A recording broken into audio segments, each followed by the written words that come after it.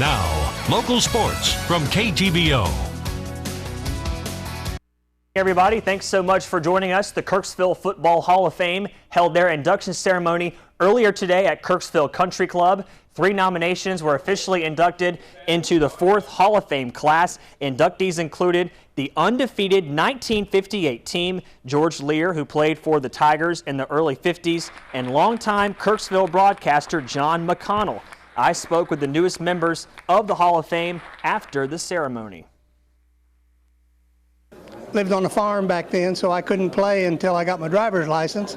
And this was my first year playing, and it was quite an honor to play with these guys. In George's case, he went on to distinguish himself beyond the athletic. I mean, he was being recruited by over 50 major colleges during his high school career. You know, Hall of Fame, you think of, you know, people that played the game. I didn't play here, but I think I've kind of been a part of Kirksville High sports, you know, for a lot of years. Congrats to all those well-worthy nominees. The Missouri Tigers hosted the UConn Huskies in their annual Tiger Stripe game. First quarter, UConn trying to punt, but it's blocked by Clarence Green of Missouri. Goes out of the end zone. It's a safety, and Missouri takes a 2-0 lead. Third quarter, 4th and goal from the 2. Matty Mock keeps it himself and gets the touchdown. Missouri goes up 9-6. Closing moments, UConn with a 42-yard field goal for the tie, but it's a fake. But Missouri isn't fooled. Anthony Sherrills with the pick. Missouri holds on in a tight one. They win 9-6. Truman State hosted its first home game of the season under the lights at Stokes Stadium, taking on Missouri S&T.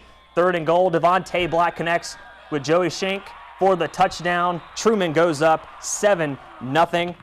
Second quarter, Missouri S&T set to punt. High kick, takes a few bounces. Derek Heyman of Truman tries to field it, but he loses the ball, and the Miners recover on the Bulldogs' 13-yard line.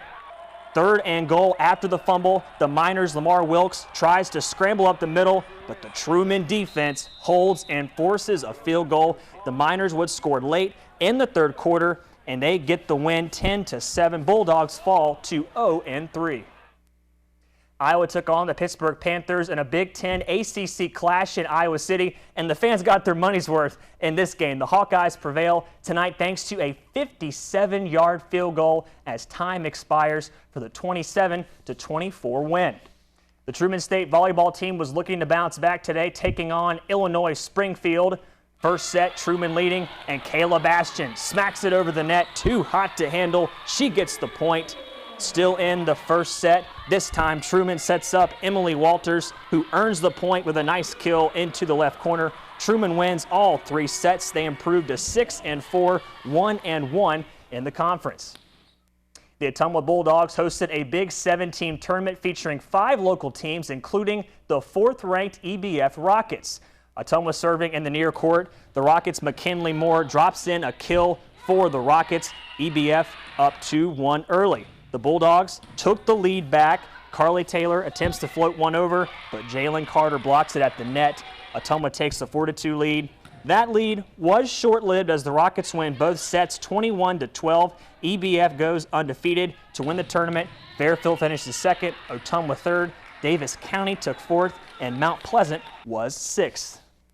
Now, fans, it's time to announce our play of the week. Over 2,000 of you voted, and the winner is, drumroll please, Ashley. Eddie Kadam's not here, so it's Ashley tonight.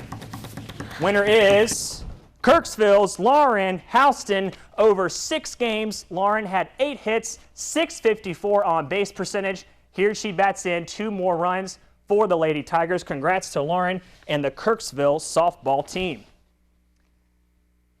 Some scores before we sign off. La Plata softball was 3rd at the Atlanta tournament. Kirksville girls tennis finished 2nd at the conference tournament. All 5 Kirksville singles players finished 2nd. The number 2 doubles team of Kinsey Kelly and Morgan Summers won the conference championship. That's all from me. Vanessa is next for the final look at your forecast.